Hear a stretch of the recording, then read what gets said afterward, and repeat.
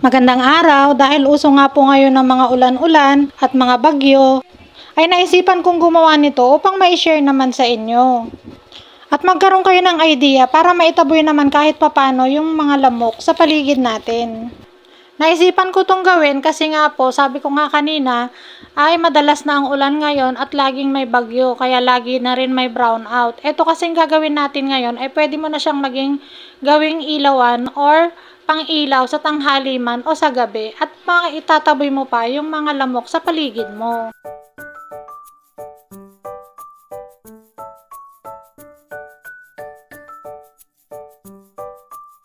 So tara, gawa tayo ng ilawan na may oregano o lamparang may oregano. Ang oregano o Oreganum vulgare ay isang popular na halamang gamot at sangkap sa mga lutuin na nagbibigay ng lasa at aroma sa mga pagkain.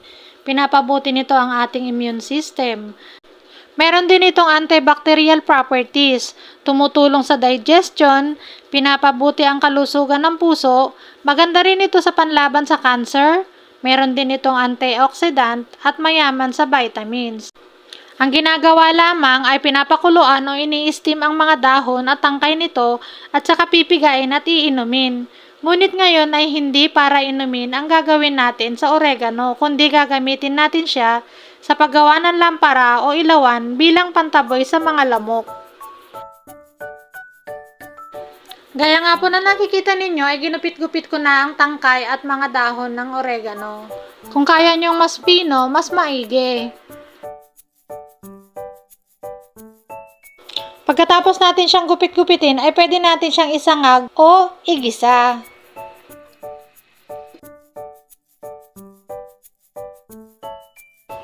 Halo-haloin lang natin at hintayin natin siyang maging dry. At kung sa puntong ito ay nanonood pa rin po kayo, paki-like, share, and subscribe na din po sa aking YouTube channel. At paki-comment na din po kung saan man po kayo naroroon upang sa susunod na ating mga video ay may shoutout ko naman po kayo. Maraming salamat po.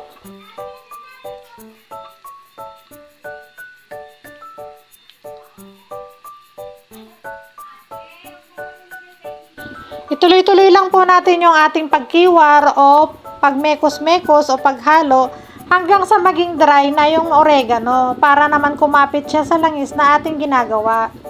Nito na ang itsura niya ay pwede na natin siyang hanguin. Sa pagpiprepare naman ng lampara ay kumuha lang po tayo ng boteng garapon. Lagyan lang natin siya ng asin hanggang dun sa may leeg niya at siksikin. At para naman sa kanyang mitya, ay kumuha lang tayo ng stick o palito ng posporo at bulak at gawin gaya ng ginagawa ko dyan sa video.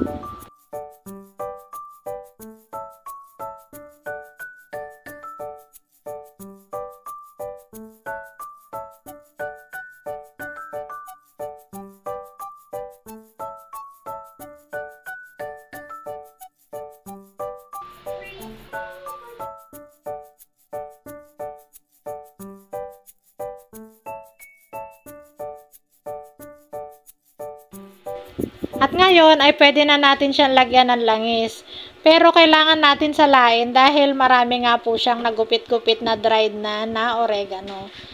Mukhang malabo lang po yung langis niya, pero pag isinalin natin siya sa garapon ay magiging parang dilaw o greenish yung magiging kulay niya.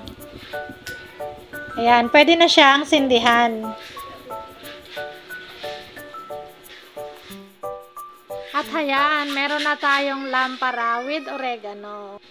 Salamat po sa panonood. Bye-bye!